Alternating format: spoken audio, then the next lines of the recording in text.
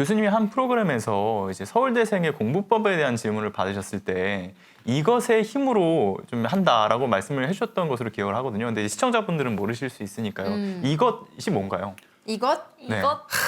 참 오해가 있을 수 있는 건데 네. 엉덩이 힘으로 엉덩이 힘. 그 얘기 되게 많이 하거든요, 사실. 그렇죠. 엉덩이가 무거워야 된다. 네. 어릴 때부터 공부를 시키는 게 엉덩이 힘을 길러주기 위해서. 근데 사실 이 엉덩이 힘으로 공부해야 한다는 실제 의미는 뭐냐면 네. 공부에 투자하는 시간이 많아야 한다는 거예요. 결국에 많이 공부 근데 열심히 가만히 공부해야 된다는 엉덩이를 얘기죠. 붙이고 있는데 공부에 투자하는 게 아니라 내일 뭐 하지? 누구하고 놀지? 여기에 시간을 투자하고 있으면 아무리 엉덩이를 붙이고 있어도 네. 안 되는 거죠. 네.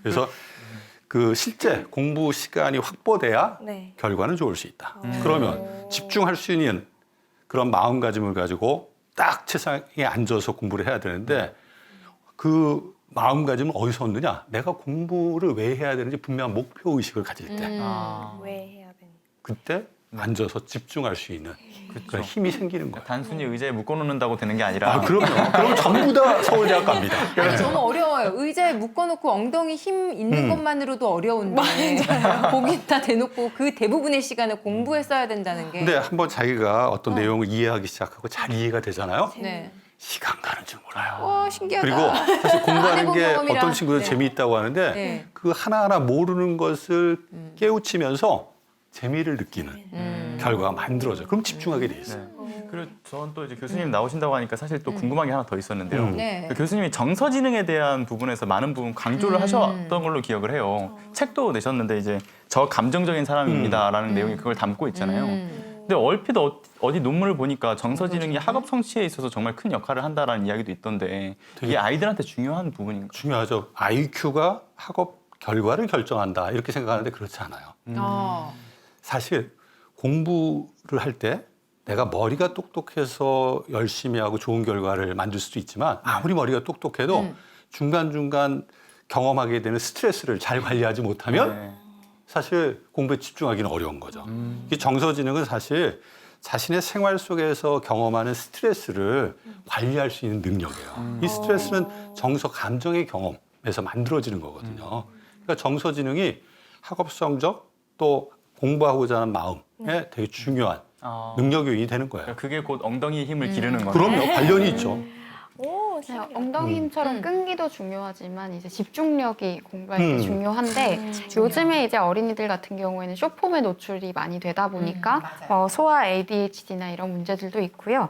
그리고 이제 집중을 하기 위해서는 말씀하셨던 것처럼 목표가 있어야 되고 저는 또 흥미를 느껴야 된다고 생각해요. 그러니까 어떤 친구들 보면은 과목 하나에 엄청 흥미를 느끼면서 집중하는 그런 맞아요. 친구들도 있잖아요. 맞아요. 그래서 이렇게 집중력을 기르기 위한 방법을 또 설명을 해주신다면요. 일단은 내가 하는 일에 있어서 재미를 경험해야지 집중하지 재미없는 일을 오래 할 수 있다? 그쵸. 불가능해요. 그러니까 재미하고 집중은 떨어져 있는 게 아니에요.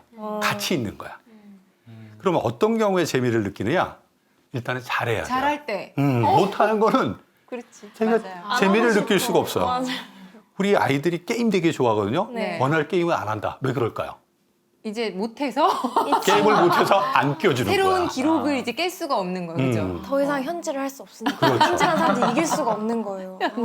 그러니까 재미를 경험한다는 네. 건 잘한다라는 성공한다는 경험이라서 아이들이 뭔가 어려워할 때는 좀 적절하게 도움을 주는 게 스스로 공부할 수 있는 힘을 키울 수 있는 하나의 방법인 거죠.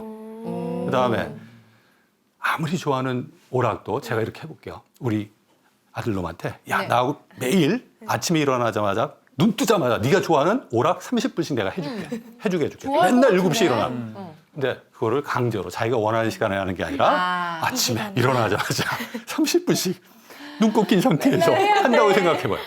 그렇게 한 달 하잖아요. 지겨워서 그 오락 하지 않습니다. 그렇군요. 그럴까? 그러니까 남에 의해서 네. 하는 활동들은 지속적인 재미, 지속적으로 집중할 수 있는 힘을 갖지 못해요. 그래서 우리가 자녀하고 공부할 때 또 다른 네. 활동할 때도 그렇고 뭐 전적으로 위임하는 건 좀 어렵더라도 같이 상의하면서 여러 가지 선택권을 주고 선택권 중에 아이가 결정할 수 있게 그렇게 해주면 자기 하는 일에 대한 재미도 느끼고 책임감을 느껴요. 왜? 내가 마지막으로 선택했으니까. 최종 결정했으니까. 아. 하지만 그 선택지는 부모가 같이 논의하면서 만들어주는 거죠. 즉, 틀 안에서 선택하게 해야 한다.